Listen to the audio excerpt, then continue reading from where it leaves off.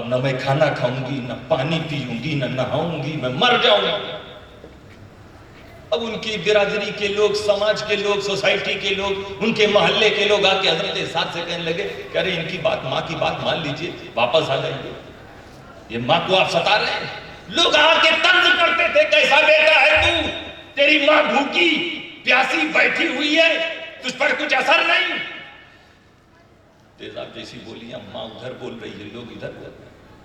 کیا کہا حضرت سعد بن ابی وقاص نے اپنی قوم کے لوگوں سے؟ دعوہا، اے لوگوں مجھے مت سناؤ، تم جاؤ، چھوڑ دو، یہ بھوکی بیٹھی ہیں نا، ان ابدہ الجوع وکلت، جب زور کی بھوک لگے گی تو کھانا کھا لے، یہ پیاسی ہے نا، ان اصابہ الظمأ شربت، جب جم کے پیاس لگے گی تو پانی بھی پی لے، یہ نہا نہیں رہی نا، ان آذاها القمل اغتسلت، جب جوئیں کاٹیں گی تو نہا بھی لیں گے۔ یہ کہہ کے لوگوں کو ہٹایا اور پھر اپنی ماں کے پاس آیا، اپنی ماں سے کہنے لگے یا امی،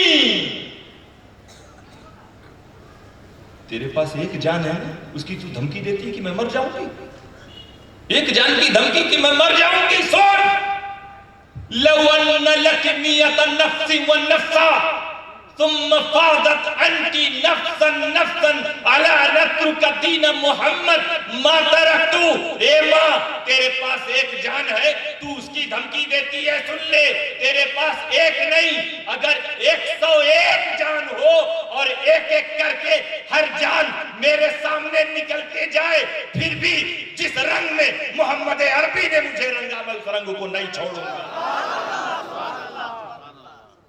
کوئی اثر نہیں کر سکتا جب خدا کسی کو اپنے اس رنگ میں رنگ دیتا۔ آگ کی بات ہے نا، ایک آگ دشمنی کی آگ ہوتی ہے، یہ دنیا کے رنگ کو آگ جلا دیتی ہے، کالا کر دیتی ہے، ایک دشمنی کی آگ ہوتی ہے دوستو۔ اور وہ آگ کہاں جل رہی تھی؟ عمر کے سینے میں، عمر بن خطاب کے دل اور سینے میں وہ آگ لگی ہوئی تھی، بھڑک رہی تھی۔ یہ کیا محمد کون سا دین لے کر آ گئے، یہ کیوں نئے دین کی بات کر رہے؟ بہت ہاتھ پاؤں چلائے، دیکھا معاملہ بن نہیں رہا، تلوار لے کے نکل پڑے کہ آج تو کام تمام کر دوں گا، ایسی آگ لگی ہوئی۔ میرے دوستو، راستے میں کسی نے کہا پہلے جا کے اپنی بہن کا گھر دیکھو، وہاں پہنچے تو قرآن کا پیغام سنائی دیا، کان میں گیا وہ قرآن، حضرت عمر فاروق تلوار چھوٹ گئی، محمد مصطفیٰ کے قدموں میں آ کے اسلام قبول کیا۔ اللہ نے رنگ دیا تھا عمر کو اتنی دیر میں، جب اسلام کے رنگ میں رنگے گئے، مثال دیکھو لو کہ جب تک اسلام قبول نہیں کیا تھا ہاتھ میں ہتھیار تھا، اسلام قبول کیا تلوار چھوٹ گئی، اسلام تلوار کے بلبوتے پہ نہیں، قرآن کے پیغام کے بلبوتے پر۔ تلوار وہ اٹھاتے ہیں جو اسلام کو نہیں اپناتے، تلوار وہ اٹھاتے ہیں جن کا مقصد زمین پھیلانا ہوتا ہے، زمین پر قبضہ کرنا ہوتا ہے، تلوار وہ اٹھاتے ہیں جو کسی ملک کو فتح کرنے آتے ہیں۔ غریب نواز اور مخدوم اشرف اپنے اپنے ملک کو چھوڑ کر لوگوں کے دلوں کو جیتنے کے لیے آئے۔ ادھر غریب نواز محی الدین چشتی نے اسلام پھیلایا، ادھر مخدوم اشرف جہانگیر سنگھ نانی نے۔ اسی لیے بھارت کے لوگوں کو اتہاس قاعدے سے پڑھنا چاہیے۔ جو بار بار کہا جاتا ہے کہ بھارت میں اسلام ہتھیار کے بلبوتے پر پھیلا، غلط ہے۔ اسی لیے تم لوگ بیٹھے ہو کس کا جشن منا رہے ہو؟ مخدوم اشرف، جہانگیر سنگھ نانی، فیضان مخدوم اشرف منا رہے ہو نا کانفرنس، محدث اعظم کانفرنس۔ کیوں نہیں کبھی تم اکبر اعظم کانفرنس مناتے ہو، Mughal Azam conference, Humayun conference, Babur conference? ارے اسلام ان لوگوں نے پھیلایا تو کیوں نہیں ان کا جشن مناتے ہو؟ کیونکہ تم جانتے ہو یہ زمین کے لیے آئے تھے، دین کے لیے نہیں۔ انہوں نے تلوار زمین کے لیے چلائی، دین کے لیے۔ دین کے لیے ہمارا خواجہ آیا، ہمارے اشرف آئے تھے، اسی لیے اسلام پور میں آج فیضان مخدوم اشرف کا جشن منایا جا رہا ہے، فیضان مخدوم اشرف کانفرنس منائی جا رہی ہے۔ بہرحال اب حضرت عمر جب اس رنگ میں رنگ دیے گئے تو کیسی بھی آگ ہو اس رنگ کو پھیکا نہیں کر سکتی۔ دیکھ لیا عمر فاروق جو اس دھرتی کا سب سے بڑا اپرادھ کرنے جا رہے تھے، اس دنیا کا سب سے بڑا جرم جو انہوں نے ارادہ کیا، ایک انسان کا قتل کرنا بھی جائز ہے، اور اگر کوئی مسلمان ہو تو اور بڑا گناہ، مسلمانوں میں ولیوں کا قتل اور بڑا، ولیوں میں کوئی نبی کا قتل کرے اور بڑا، اور نبیوں کے سردار کا قتل، اس سے بڑا کوئی جرم ہے دنیا میں؟ تو جو اپنے وقت میں اس دھرتی کا سب سے بڑا اپرادھ کرنے جا رہا تھا، جب مصطفیٰ کی نظر پڑی خدا نے اسے اپنے رنگ میں رنگ دیا، تو وہی جو دنیا کا سب سے بڑا اپرادھی بننے جا رہا تھا عدل و انصاف کا امام بن گیا۔ عدل اور انصاف بھی ناز کرنے لگا حضرت عمر فاروق پر۔ یہ ہے خدا کے رنگ کی شان۔ یہ دنیا کی بارش سے دنیا کا رنگ پھیکا ہو رہا ہے۔ ایک بارش اور ہے جو اسلام پور کی زمین پر نہیں ہے، مخدوم نگر کی بستی پہ نہیں ہے، یہ بنگال اتر پردیش میں نہیں ہو رہی، یہ حضرت بلال کی پیٹھ پر ہو رہی تھی۔ وہ بارش ٹھنڈے پانی کے بوندوں کی بارش نہیں، کوڑوں کی بارش تھی، کوڑوں کی۔ کیوں؟ حضرت بلال مسلمان ہو چکے، محمد عربی کے غلام ہو چکے، عشق نبی کو سینے میں بسا لیا تھا۔ اب مکہ کے کافروں نے ان کی پیٹھ پر کوڑے مارنے شروع کیے کہ واپس آ، کلمہ پڑھنا چھوڑ دے، اسلام کی بات مت مان، تو جہاں تھا وہاں واپس آ۔ یہ کہتے تھے نہیں، کوڑے پہ کوڑے پڑھتے چلے جا رہے تھے۔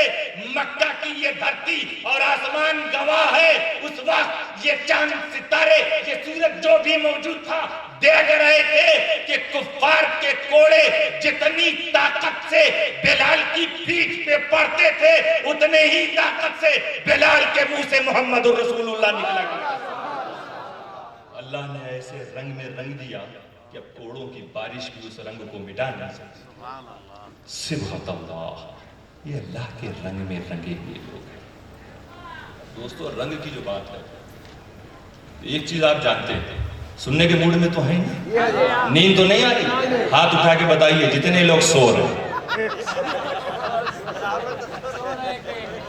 ماشاءاللہ، تبھی محدث اعظم نے فرمایا، سونے والوں جاگو جاگو، اس نیند کی دنیا سے بھاگو، جو قوم کے سوتی رہتی ہے تقدیر بھی اس کی سوتی ہے۔ اور آگے ایک چیز اور فرماتے ہیں، بڑی کام کی بات ہے کہ گیہوں سے گیہوں پیدا ہو اور جو سے جو ہی پیدا ہو، ہر قوم وہی کل کاٹے گی جو کھیت میں آج وہ بوتی ہے۔ مدینہ شریف سے آئے تھے نا محدث اعظم،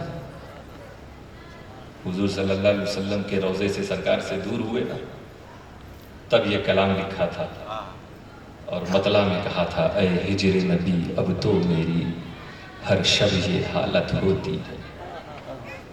جدائی ہوئی تھی تو اسی کو بیان کر رہے ہیں، اے ہجر نبی اب تو میری ہر شب یہ حالت ہوتی ہے، میں تارے گنتا رہتا ہوں جب ساری دنیا سوتی ہے۔ یہ تھے محدث اعظم، دن میں تبلیغ، رات بھر عشق مصطفیٰ میں رویا کرتے تھے، جاگا کرتے تھے۔ رنگ کی ایک خاصیت آپ جانتے ہیں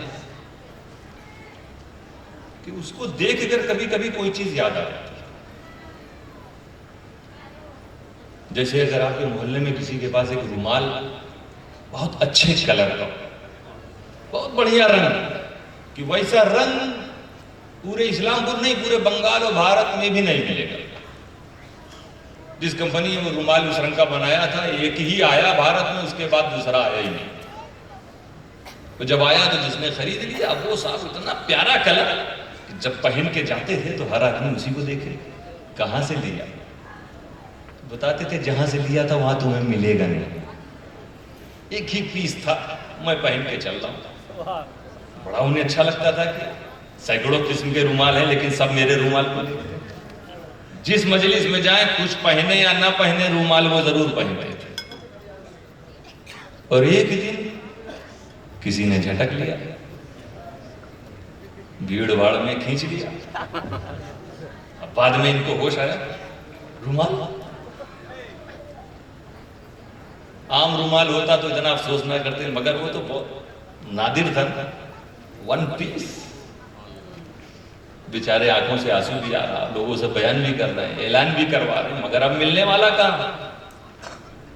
بہرحال کچھ دنوں تک غم رہا ان کو، کچھ عرصے تک، کچھ ہفتے تک، کچھ مہینے تک بھی بھول گئے. کب تک یاد کریں گے؟ ذہن سے نکل گیا، بھول گئے اس رومال کو. اور 2 سال کے بعد کلکتہ کے ہائی وے پر ایک کار گزر رہی تھی اسی رنگ. کار گزری تو اب دیکھو کار وہ دیکھ رہے ہیں لیکن کار دیکھ کے کیا یاد آئے گا؟ ہائی وے دردی پھر یاد دلانا. بڑی مشکل سے بھولے تھے. کیوں میرے سامنے سے یہ کار گزری؟ کار کس کمپنی کی ہے، کس کی ہے، کیا نمبر ہے، اس سے کچھ نہیں. جیسے ہی کار کو دیکھا وہی رنگ تھا تو اپنا رومال یاد آیا. رنگ کی شان دیکھو کہ ایک رنگ سے دوسری چیز یاد آتی ہے. دنیا کے رنگوں کی یہ شان کہ انہیں دیکھو تو دنیا کا دوسرا سامان یاد آتا ہے. خدا جس رنگ میں اپنے بندوں کو رنگتا ہے اس رنگ کو دنیا کے رنگوں کی طرح مت سمجھنا، کیونکہ یہ دنیا کے رنگ ہے کہ جنہیں دیکھو تو دنیا کے سامان یاد آتے ہیں.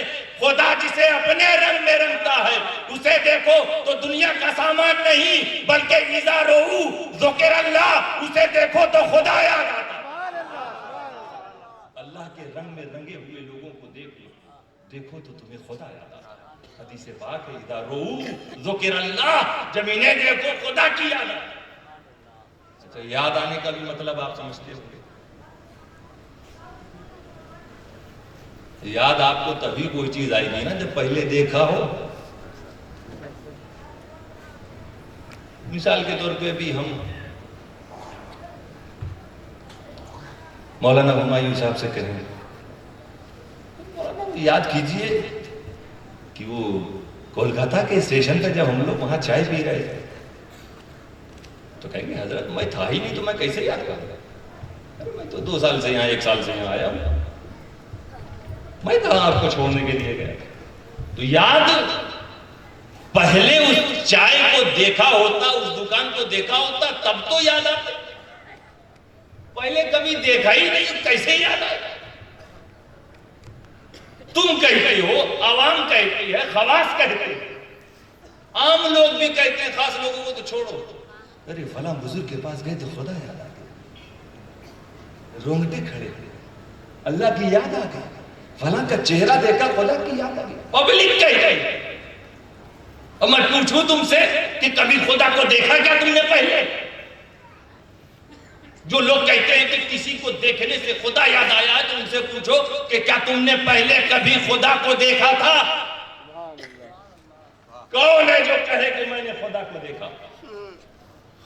تو یہ کیوں کہا جاتا ہے کہ اولیاء اللہ کو دیکھو تو خدا یاد آتا؟ کیا خدا کو پہلے دیکھا؟ یاد تو وہی چیز آئے گی جو پہلے دیکھی گئی. میرے دوستو معاملہ یہ ہے کہ جب دنیا میں نہیں آئی تھی آتماؤں کے عالم میں تھے، عالم ارواح میں اللہ نے سب کو جمع کیا تھا.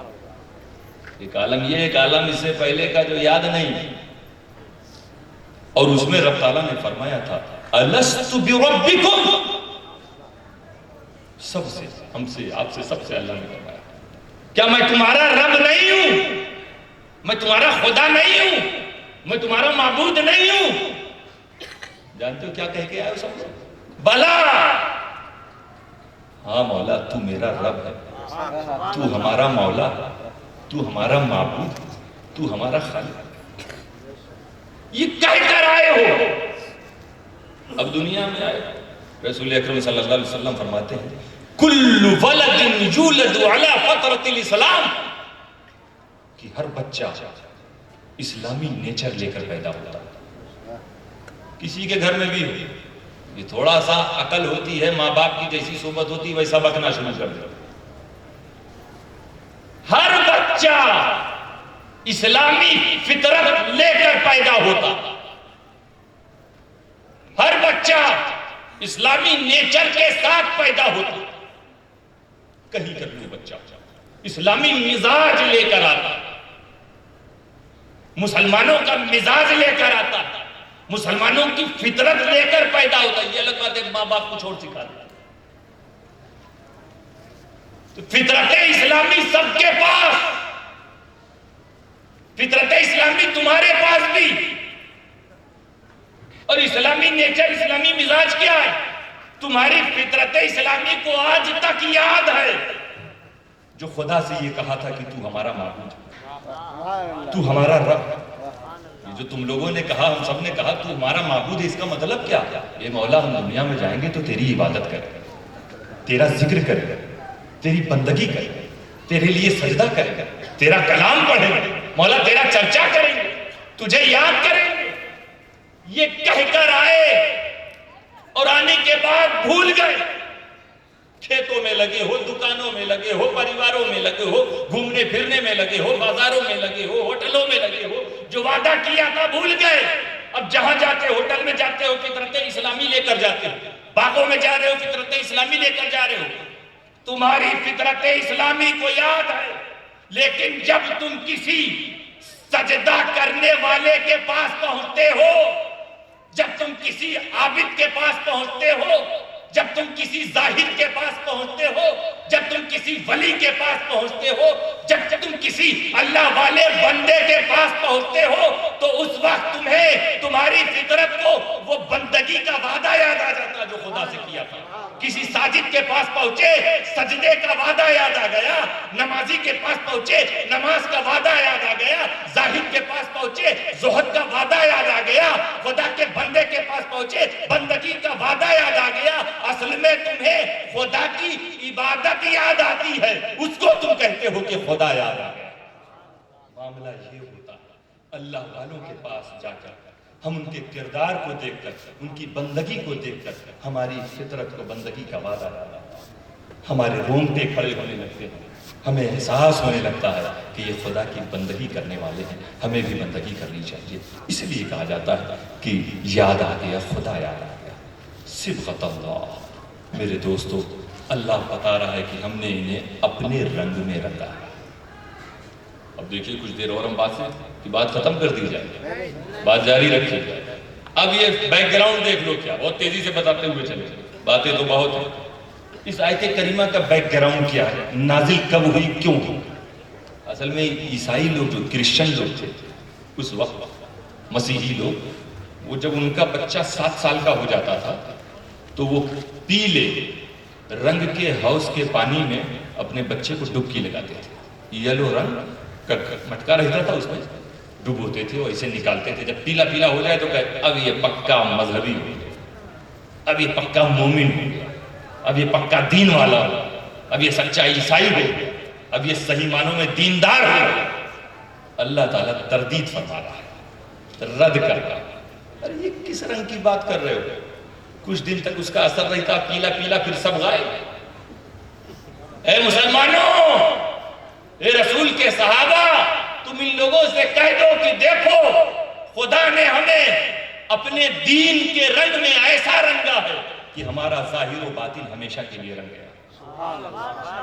ہمارے دل و دماغ رب کے متوالے ہو گئے، ہمارے ہاتھ خدا کے آگے بند گئے، سر خدا کے آگے جھک گئے. ہماری عادت و اطوار، رنگ ڈھنگ، چال چلن سب بدل گیا. اب اس میں کسی اور محبوب کا جلوہ نہیں. خدا کا رنگ وہ رنگ ہے. جب ابو بکر صدیق پر چڑھا تو صداقت کی شان بن گئے. جب عمر کو اس رنگ میں رنگا تو عدالت کی پہچان بن گئے. عثمان کو رنگا تو سخاوت کی آن بن گئے. علی کو رنگا تو شجاعت کی شان بن گئے. یہ وہ رنگ ہے کہ جب اس رنگ میں خدا نے غوث اعظم کو رنگا تو ولیوں کے سردار بن گئے، غریب نواز کو رنگا تو ہندوستان کے شہسوار بن گئے، مخدوم اشرف سمنانی کو رنگا تو ولایت کے تاجدار بن گئے۔ یہ وہ رنگ ہے میرے دوستو جن کا جشن تم منا رہے ہو۔ اسی رنگ کو پھیلانے کے لیے انہوں نے اپنے پریوار کو چھوڑا۔ آج ایک بات سنتے چلے کہ دیکھو خدا کے دین کے لیے جب کوئی کسی چیز کو چھوڑتا، حضرت مخدوم اشرف جہانگیر سمنانی نے شادی نہیں کی، ان کے بیوی بچے نہیں ہیں۔ اسی میں کچھ لوگ دھوکہ کھا جاتے ہیں کہ مخدوم اشرف نے شادی نہیں کی تو یہ کچوچھا والے سید کیسے؟ اس طرح کی باتیں کبھی کبھی پھیلائی گئی، بکی گئی، گستاخی کی گئی۔ ارے مخدوم اشرف نے اپنے بھانجے کو گود لے کر اپنا بیٹا بنایا،